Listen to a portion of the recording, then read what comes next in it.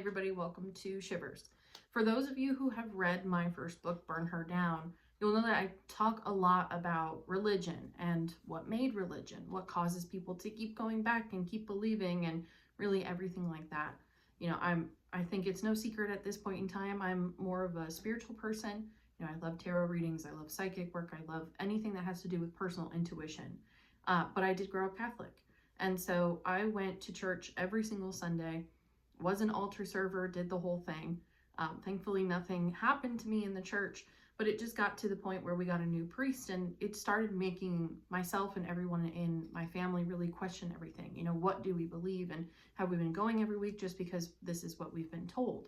So my story is very similar to a lot of other people's story of just kind of leaving religion behind and having your own sense of spirituality and things that you follow. I think it's important to have faith, but to what extent? So I want to put all this out there at the beginning of this video to say I'm in no way, shape, or form meaning to be offensive to anybody who is in the Catholic Church or in the faith, but there are a couple of things that might come across that way. So just giving you that forewarning. Opinions ahead, basically. So with all of that background, today we're going to be talking about the 10 Commandments and the 7 deadly sins. I'm a big fan of the 7 deadly sins. I think that they're really interesting. I think the whole study of it is very interesting. But really the easiest way to break it down is the 10 Commandments comes across as really this set of rules, things for us to follow. And so I'll read them to you in order. You shall have no other gods before me. This is supposed to be the Lord. Number 2, you shall make no false idols. Number 3, you shall not take the name of the Lord your God in vain. Number 4, remember the Sabbath day to keep it holy. Number 5, honor your father and your mother. Number 6, you shall not murder. Number 7, you shall not commit adultery. Number 8, you shall not steal. Number 9, you shall not bear false witness against your neighbor. And number 10, you shall not covet. So again, for the actual rules, these are basically what the Catholics say, 10 rules to follow, and then you can become a good person. You are a good person. Just sort of standard rules for society. I think outside of the Lord being kind of number 1, number 2, especially if they're in order of importance, that's where I can get a little bit iffy on the rules. But again, this is what Moses created in the Bible as this way of saying, here's how to live a really holy life. Now, the 7 deadly sins really more focus on the causes. What causes you to break these commandments? What causes you to sin in general? It's really the thought of living and how to prevent some of these things from happening. So you have the 7 deadly sins, and with those 7 deadly sins, you have the 7 heavenly virtues. So this is kind of saying, like, here's how to break these cycles. So the number 1 7 deadly sin is pride. This is the opposite of humility. This is really the idea of living our life through our hubris, through our ego, through our emotions, thinking back to the 10 Commandments in that we're sort of putting ourselves above God. We're not trusting the process. We're just saying, I got it. I'm going to figure it out. I'm going to do it. To mention, there are also these things called mortal sins. And so in the Catholic faith, in Catholicism, it's the idea that there's really 3 rules to mortal sins. This is moral theology that you can study. But again, specifically under the umbrella of Catholicism, number 1, the subject matter must be grave. The term grave sin is used at times to indicate grave matter and at times to indicate mortal sin. But it always remains true that the following 2 conditions are requisite for mortal sin, which is 1, it must be committed with full knowledge and awareness of the sinful activity and the gravity of the offense. Basically, you know what you're doing. And then the other side of it is it must be committed with deliberate and complete consent. Same sort of thing. You know what you're doing. You're choosing to do these things.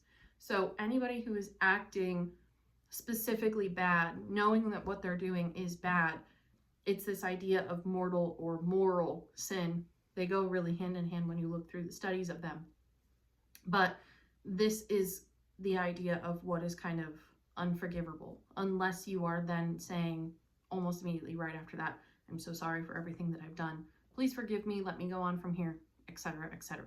So pride is under that umbrella of the mortal sin because it's the idea that one of the many, many, many mortal sins that are on that list stem from pride, stem from hubris. It's acting out of emotion, it's acting out of self, it's selfishness at its core. So pride is number one. Really what we have next is greed. The seven heavenly virtue that contradicts that is charity, which, you know, makes a lot of sense. If we're going to be greedy, then we may as well give back. So greed is what's next. After that, we have lust. The opposite of this is chastity. So where we see the discrepancy here a little bit, and this also, let me just take 2 steps back.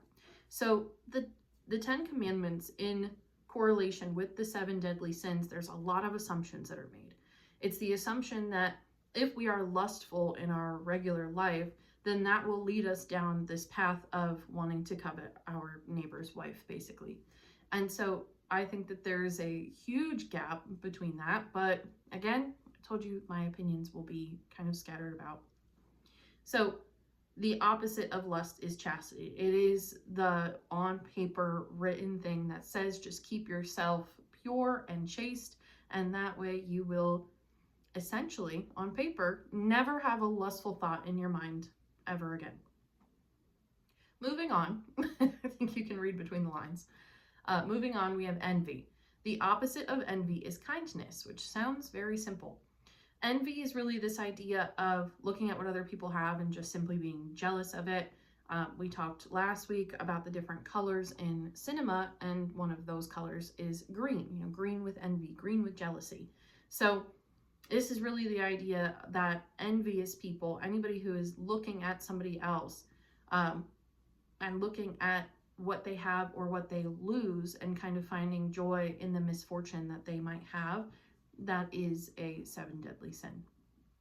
So again, the opposite of that is kindness. You would think that it would be a little bit of like gratitude mixed in there, but not on paper. Next up, we have gluttony. This is number 5. This is the idea of overeating, an excess of really anything. It's not specific to just food, but gluttony in this situation more often than not does boil down to food. There's a lot that stems off of gluttony that I find really interesting from even a psychological perspective. It's the idea that more modern times, especially when you're looking at on paper, bear with me for 1 second. On paper, people who are obese are sinful. People who are overeating to the point where they know that they're overeating, this becomes a mortal sin, which sounds really bonkers. But again, we go back to the rules that we just listed. We have to be of sound mind. We have to know what we're doing. We have to know what we're doing is wrong, and we're still choosing to do it. So when people are overeating, indulging in fast food, even eating things that we know that we're not supposed to, from a gluttonous perspective of just, I'm in the mood for that, and so be it. All of these sins, you're starting to see a pattern where it really doesn't matter what our own opinion is. It doesn't matter if I'm in the mood for Burger King. I know I shouldn't eat Burger King, and therefore I'm just not going to. So it's very interesting when you're looking at it from this way, because it takes away a little bit of autonomy. But gluttony, again, from the perspective of eating and overindulgence in general, it does consider itself to be a sin. There's a lot of different, again, psychological papers and things like that, that boredom and melancholy lead down this path of all of these sins. It's a very common quote that you can look up anywhere. It's where boredom is, vices fill. So vices fill these gaps, which makes sense. You know, if we're building a pattern, if we're building a thing on paper, it makes sense that this is the categories that we're really looking at. So the opposite of gluttony is self-restraint or temperance. Patience, be patient with the progress of it all. Be patient with yourself. That's self-restraint, also known as just discipline. Next up, we have wrath. So the opposite of wrath is patience, which sounds sort of counterintuitive. But wrath is really all about just being angry and taking out your anger on other people. It's the idea of angry people becoming slaves to themselves. But it's what also just sort of like adds fuel to the fire. This is where competition lies. This is where winner takes all mentality lies. So again, you're starting to see this world of like gambling and sex and drugs and basically Las Vegas as everything being wrong, Sin City. I'll come back to that point in a moment. But the opposite side of wrath being patience, to me, that doesn't really fall hand in hand. But on paper, it's the idea of if we just wait for things to come to us and if we work hard and good things happen to good people, basically is the message. And then number 7, for the 7 deadly sins, we have sloth. The opposite of sloth is diligence. So it's getting up, making sure that we're doing things. The boredom as aspect of life does fall underneath the category of sloth. So it really is as simple as if we just choose to ignore our alarm clock in the morning and not get up, we are committing the sin of sloth. It really is the idea of being sort of punished for being lazy. And again, very similarly to gluttony, there is an element of, I know what I'm doing is wrong. I know I should get up. I know I should do these things. But melancholy and boredom lead to what we see are these two things more often than anything else. But really everything on this list, especially in the world of social media, you can see all of these sins coming true. You can see them all happening at just one time. You're wrathful and angry at these people who have what you don't have. You're envious of them. While you're eating your fast food, you're looking at TikTok and comparing all of these things. Very easy to be lustful. Look at the people that we see out there. Greed, gambling, just sports betting. It's wild. Once you start looking at all of these things on a regular basis, it's a day-to-day thing that these sins are occurring in probably even your own life. But I say all of this and I list all of this for the sake of, one, I find it incredibly interesting, just an on-paper list of these rules and explanations.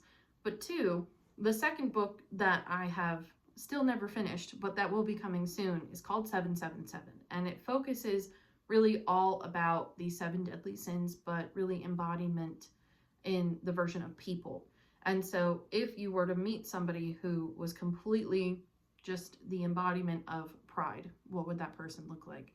The embodiment of envy, what would that person look like? Lust, everything of the above. It's taking the archetypes of storylines, turning them into the sins, and then turning sins into archetypes. Really this full 360 perspective of it.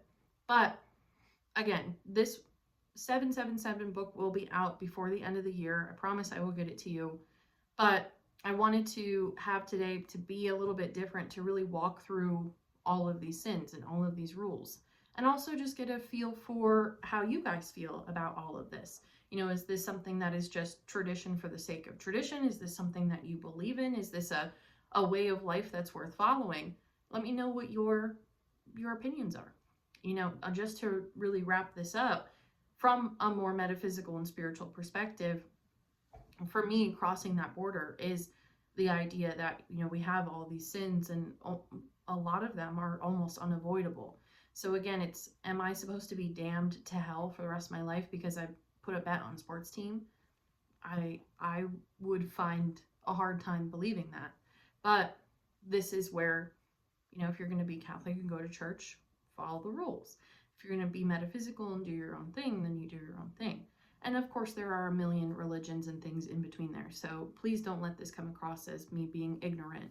I'm just really zoomed in onto this as a topic. So, and this was a little bit different, but hopefully planted the seed for interest of 777, the first official announcement for it. Again, stay tuned. Before the end of the year, it will be in your hands.